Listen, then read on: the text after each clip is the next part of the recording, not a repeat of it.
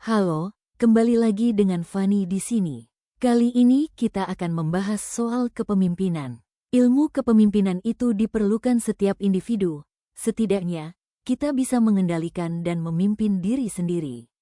Terlepas dari status ekonomi, sosial, budaya, dan sebagainya. Karena leadership itu penting untuk mengidentifikasi kalau kita sehat secara fisik, moral, maupun emosional.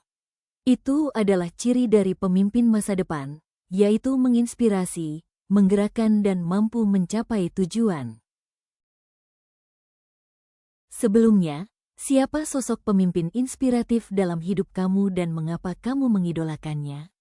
Ini penting, supaya kamu punya acuan dan motivasi untuk belajar bertumbuh.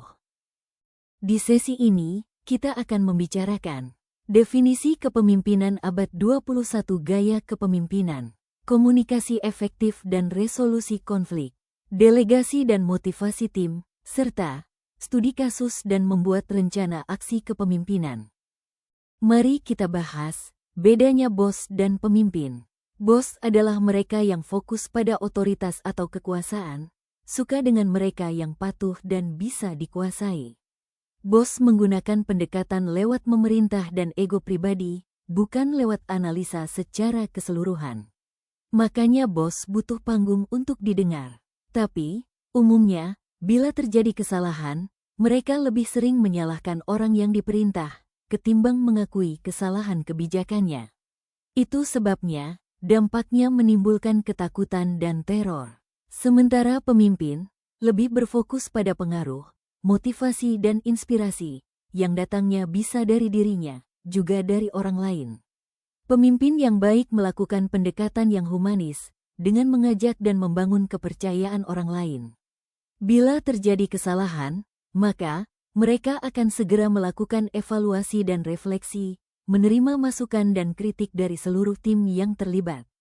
Disitulah mereka belajar dan memperbaikinya. Dampak dari kepemimpinan yang sehat tentu saja memberikan antusiasme dan perkembangan bagi tim. Pemimpin bukan hanya tahu apa yang dilakukan dan bagaimana melakukannya, tapi juga tahu mengapa mereka mau melakukannya. Ia menghargai dan melibatkan semua orang. Ciri pemimpin sejati adalah bila kita memiliki kesadaran diri, dengan memahami kelebihan dan kekurangan potensi dirinya dan tim, dengan berani jujur sehingga tidak menyalahkan keadaan atau pihak lain. Punya disiplin dan tanggung jawab, di mana ia mampu konsisten dan memotivasi dirinya sendiri dan menghargai waktu, dengan membuat skala prioritas, mana yang penting, mendesak, dan utama.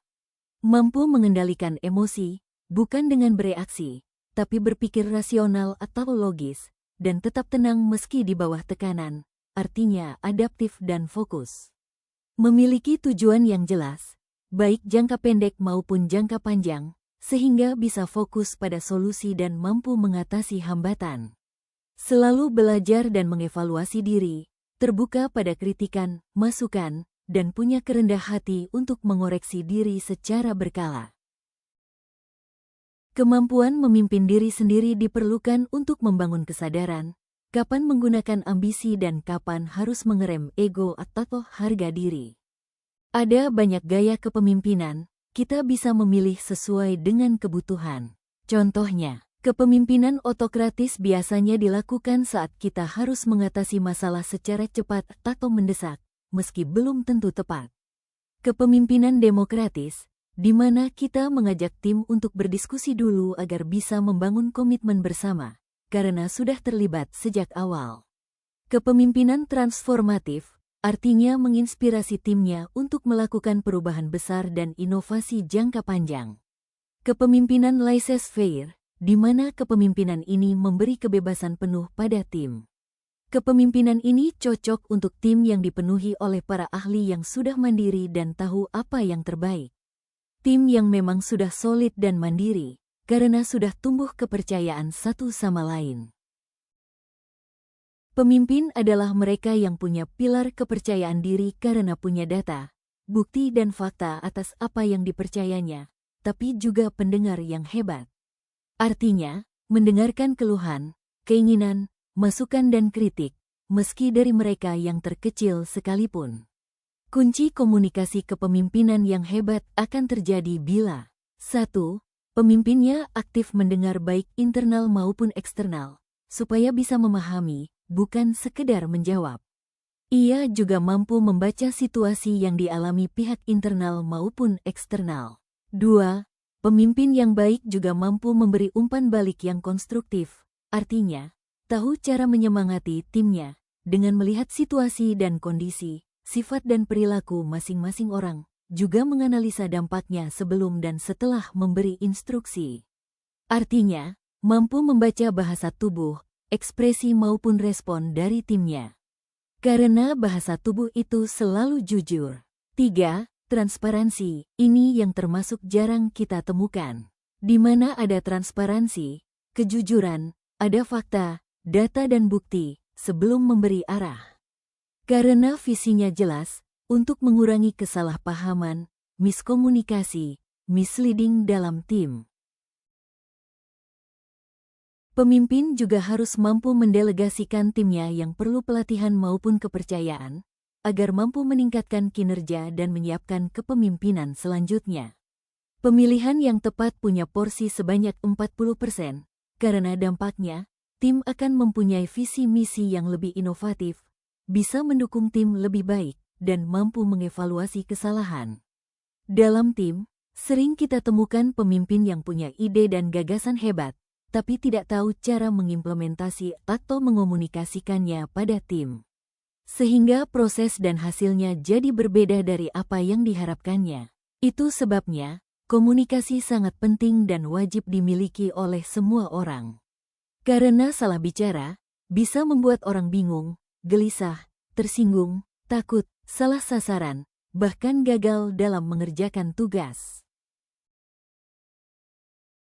Namun, tidak bisa kita pungkiri, dalam kepemimpinan, bahkan terhadap diri sendiri, kita sering mengalami konflik.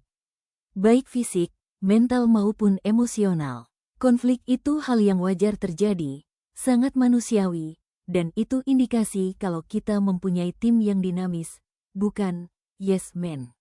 Sebagai pemimpin, tugas kita bukan menghindari konflik, melainkan mampu mengelolanya. Yaitu, dengan tetap objektif dan tidak berpihak alias melihat dari banyak sisi. Itu sebabnya, perlu kecerdasan intelektual dan emosional. Selain itu, pemimpin yang baik, selalu fokus pada masalah, bukan pada subjektivitas, dengan menyerang secara individu, melainkan berpikir secara objektif alias adil. Lalu, bagaimana mencari solusinya, yaitu dengan mengutamakan atau fokus ada kepentingan bersama, berdasarkan bukti, fakta dan data. Bukan ego dan emosi semata. Kepemimpinan dibilang gagal bila komunikasi buruk dan searah karena tidak mau mendengar masukan, kritik atau keluhan tim, akibat instruksi yang tidak transparansi, misleading dan miskomunikasi. Manajemen mikro dan kurang dipercaya kebijakannya, akibat kurang jelas, kurang menghargai dan tanpa detail. Menyalahkan orang lain atau selalu mencari kambing hitam dan kurang empati. Apatis terhadap kondisi akibat ketidakpekaan terhadap situasi dan kondisi orang lain sehingga menimbulkan konflik yang memperkeruh suasana. Mengutamakan ego dan anti kritik, dengan menolak umpan balik, mengambil pujian, tapi kepercayaan dalam tim runtuh. Lewat penjelasan tersebut, yuk, buat rencana aksi. Karena kepemimpinan itu sebuah perjalanan atau proses, bukan tujuan akhir. Caranya, tulis satu hal yang akan kamu ubah dari diri kamu sendiri, yang menurutmu perlu diperbaiki sesegera mungkin, yaitu besok. Tulis langkah-langkah untuk memperbaikinya, dan tetapkan waktu dari tiap langkahnya untuk melatih dirimu disiplin. Setelah itu, lakukan evaluasi, berhasil atau tidak dan cari tahu kenapa bisa berhasil, juga cari tahu kenapa tidak bisa berhasil. Setelah itu, coba lakukan pada hal-hal lain yang ingin kamu ubah. Ingat, lakukan satu demi satu. Terima kasih dan selamat memimpin dirimu sendiri, para pemimpin muda. Jangan lupa bagikan ke mereka yang membutuhkan, komen dan apresiasinya pada kanal ini. Selamat bertumbuh.